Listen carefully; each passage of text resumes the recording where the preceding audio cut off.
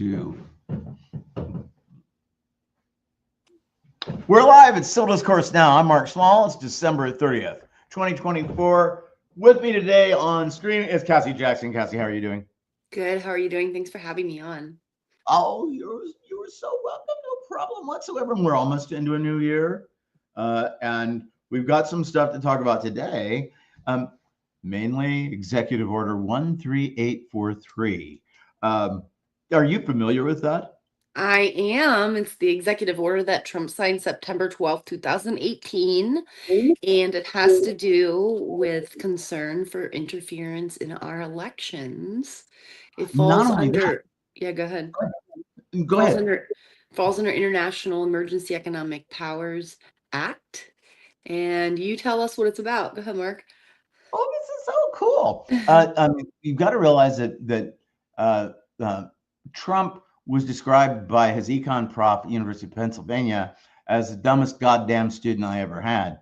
Oh, wow. And so when he signed this executive order on September 12th, 2018, the first paragraph is justification for why we need a state of emergency declared.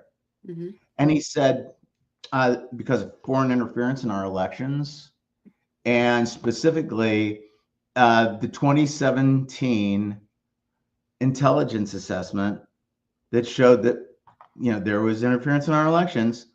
That report said that it's Russian interference in the election, and it was in Trump's favor that Russia really was wanting to put him in the Oval Office. Now, the executive order says, well, there's no evidence anything that had an effect on anything.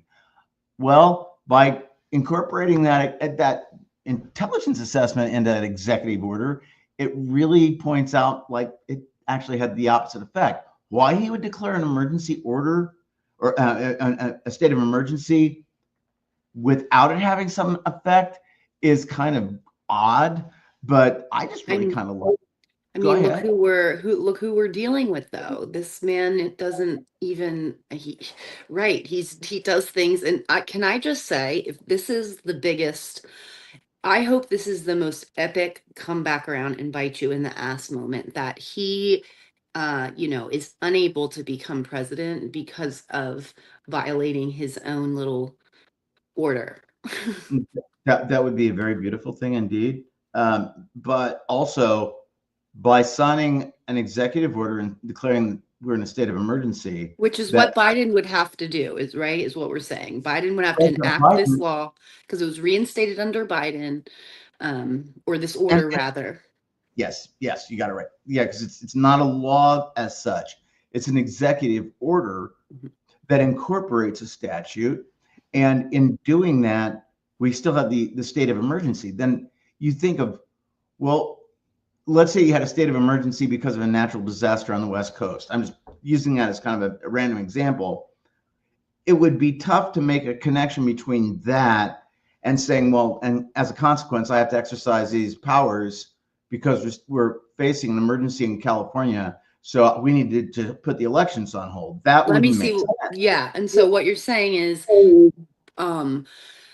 Biden would be calling a national emergency, right? But the response to that would need to be proportionate to what he's calling the emergency for. And in this case, it's because we know there's been Russian interference by Trump. And in that case, he is not able to be certified as the president. So he would need to call a state of emergency. And then the way that it plays out is, go ahead, you explain. What do you think? Okay, we already have a state of emergency, so he doesn't have to redeclare anything. But then you look at what things would be appropriate as an exercise of power to address that emergency.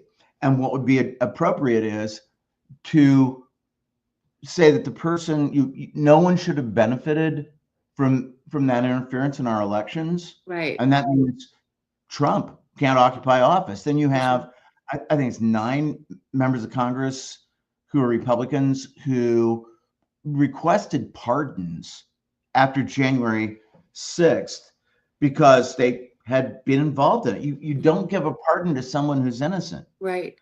And so And you they don't wanted, ask for a pardon if you're innocent. yes, that too. So that was something that I thought.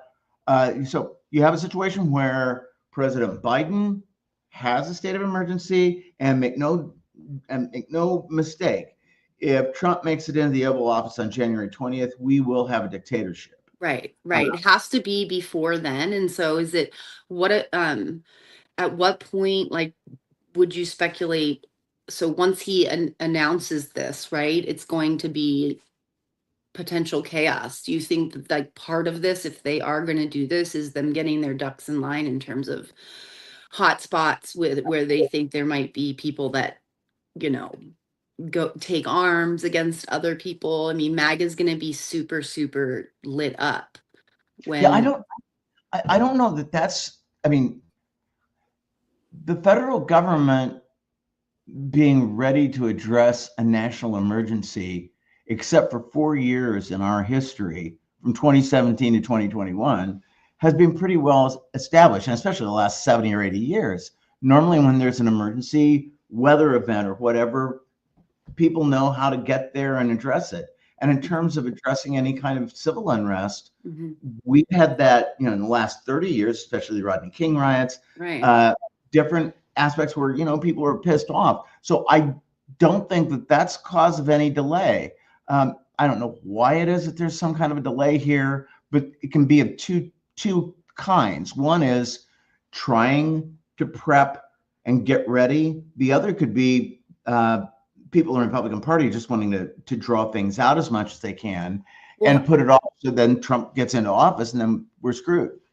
Right. Or just maybe trying to get through the holiday season into the next year. Because New Year's is a time, if people are all upset, that could be very violent.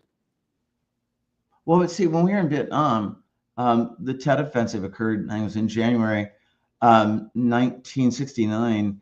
And that was a very big. Tet is a huge holiday for the Vietnamese. And that was when there was a huge military offensive against the United States and Republic of South Vietnam all through the South. And that the Viet Cong even got into the outer wall area of the United States Embassy in Saigon, what was then called Saigon. And so, holidays can have, you don't want to do anything on holidays, but George Washington attacked, was it in Trenton, New Jersey or Princeton, New Jersey on Christmas Eve? And I mean, there are some reasons why you want to do it on those holidays. So I don't know that. I think more than anything, we're dealing with a shortened time, because from right now, it's 22 days, including the morning of January 20th. What's significant about the 5th? I think that's when the certification of the electors' votes is supposed to occur. Got it. And if that's the case, it's essentially the same as January 6th was in 2021. Right. But also on that, if they have one member of Congress object, if they do it through the formal way, they put everything on hold, because that's Michael Moore was upset about the 2000 election, and nobody in Congress would object to the way in which votes were counted since George W. Bush took office instead of Al Gore, who won the election. And make no mistake about that. Every time something like that comes in, it's been the Republican Party taking advantage of a situation in which they otherwise would not have won or held that office. And that could be something they try to draw out to the 20th as well. If they can draw anything out to the 20th so that at noon on that day, Trump is supposed to be sworn in and nobody has done something official to stop it, theoretically, he could grab a judge, get sworn in, and say, "I'm president." That's it. And if people who are trying to fight fascism and the Russians, if he takes office, there are a lot of people who will die. I mean, because he's going to carry out a lot of the programs like the Nazis did, and that's kind of his intellectual ancestors. So we're going to. That's what we have for Executive Order 13843 today. We're going to go off here and then pick up on a new episode where we're going to be talking about some of the things going on with Elon Musk. Bye bye.